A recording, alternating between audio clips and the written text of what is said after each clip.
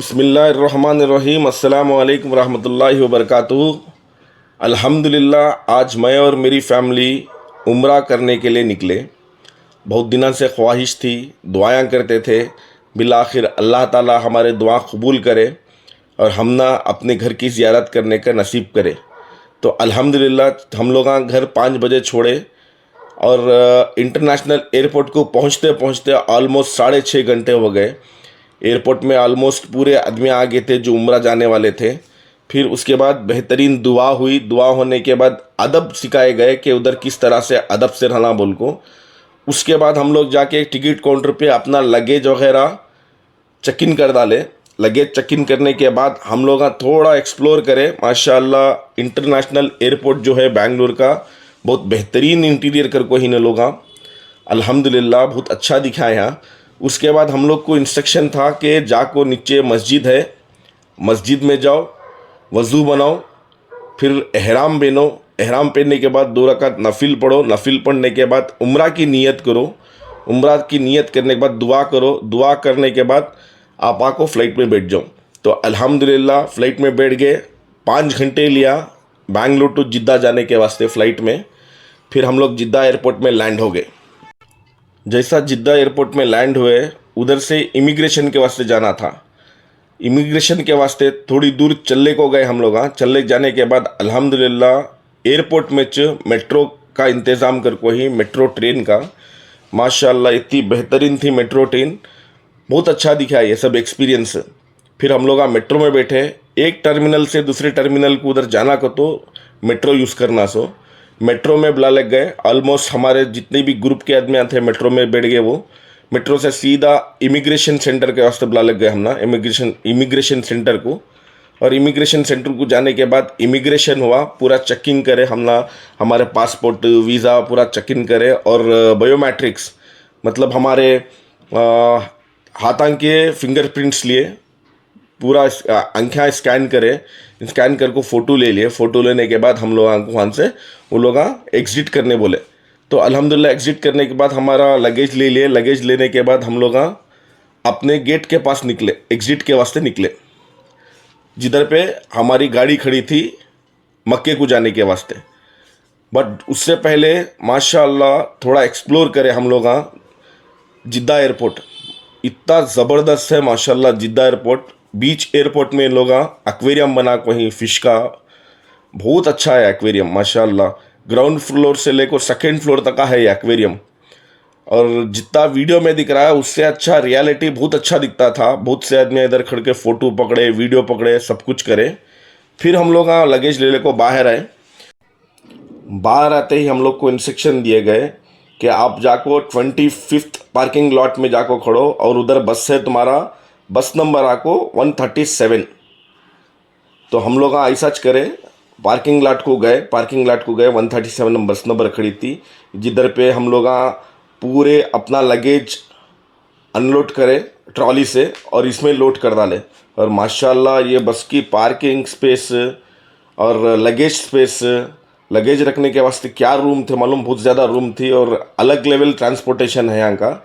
बस माशाल्लाह Volvo bus ये बहुत कंफर्टेबल थी बस माशाल्लाह। पूरे जितने भी आए थे हमारे ग्रुप के नीचे लगेज रख डाले। लगेज रखने के बाद आको बस में अल्हम्दुलिल्लाह आराम से बैठ गए। एहराम पहने थे, अल्लाह का शुक्र, सुकून था, बहुत सुकून था। एसी वगैरह बहुत था, सुकून से बैठ गए। सुकून से बैठने के बाद बस निकली जिद्दा एयरपोर्ट से। जिद्दा एयरपोर्ट से ऑलमोस्ट मक्के को जाना का तो 3 से 3.5 घंटे का रास्ता वो। तो अल्हम्दुलिल्लाह जाते वक्त बहुत अच्छा हम लोग को इंस्ट्रक्शन करे, गाइड करे कि कैसा इबादत करना, कैसा उधर पे एहतराम से रहना।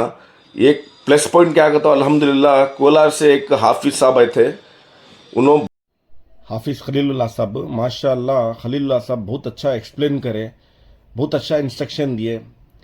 अल्लाह का शुक्र अल्हम्दुलिल्लाह हर एक को ये सब नसीब नहीं होता। तो हमारे साथ खलीलुल्लाह साहब थे जो कोलार के बिलाल मस्जिद के मरकज़ में इमामत करते थे। हज़रत माशाल्लाह बहुत एक्सपीरियंस थी। आको भी इधर अल्हम्दुलिल्लाह पूरा एक्सप्लेन करे हज़रत कि वहाँ जाको कैसा रहना कर को। फिर हम लोग ऑन दी वे मस्जिद में नमाज़ पढ़े, मगरिब की नमाज़ पढ़ने के बाद फिर वहाँ से भी हम लोग निकले। जैसा जैसा मतलब नज़दीक आता गया अल्हम्दुलिल्लाह बहुत अच्छा, मतलब हम लोग एक्साइटेड हो गए थे, बिकॉज लाइफ में फर्स्ट टाइम अल्लाह के घर को देखने जा रही सो, तो वो खुशी का लेवल ही अलग था। तो हाफिज साहब पूरा एक्सप्लेन कर ले को, पूरा समझा ले को क्या अहकाम है, औरतां को क्या अहकाम है, मर्द बनिया को क्या अहकाम है, पूरा समझा ले गए। एहराम कैसा बनना, नियत कैसा करना, एक डर रहा था दिल में कि क्या होता है को। अल्हम्दुलिल्लाह हाफिज साहब थे तो पूरा एक्सप्लेन करे। और ऑन दी वे जाते जाते आयशा मस्जिद भी दिखाए हाफिज साहब। वो मक्के को जाने के रोड में मिलती सो आयशा मस्जिद। आयशा मस्जिद का क्या है को, तो एक्चुअली अगर एक उम्रा होगा तो और एक उम्रा करना चाहती तो मक्के से बाहर निकल को हम लोग आयशा मस्जिद को आना। आयशा मस्जिद को आको, आयशा मस्जिद से गुस्ल कर को, एहराम बन को, नियत कर ले को, 2 रकात नफिल नमाज पढ़ ले को, फिर आयशा मस्जिद से हम लोग मक्के को जाको और एक उम्रा कर सकती। तो ये अहकाम उम्रा करने का। एक उम्रा तो हम लोग अभी कर रही, जो बेंगलुरु से एहराम पहन ले को थे सो, और एक उम्रा अगर करना तो आयशा मस्जिद को आना। और जैसा आगे बढ़ते गए क्लॉक टावर दिखना शुरू होगी। हाफिज साहब दिखाए क्लॉक टावर, हमारे लेफ्ट साइड में आती थी क्लॉक टावर देख कुछ अलग ही एक्साइटमेंट शुरू हो गया था। अल्हम्दुलिल्लाह, अल्लाह का शुक्र अदा करें। फिर हम लोग जाको होटल में लगेज रखे, होटल में लगेज रखने के बाद डिनर कर लिए। डिनर करने के बाद एक गाइड को अरेंज करे थे टूर से तो उन्होंने अच्छा एक्सप्लेन कर ले बुला ले गए। अल्हम्दुलिल्लाह फर्स्ट टाइम लाइफ में अल्लाह का घर देखे, अल्लाह का घर देख को खुश होगा। अल्हम्दुलिल्लाह दिल से दुआ करे।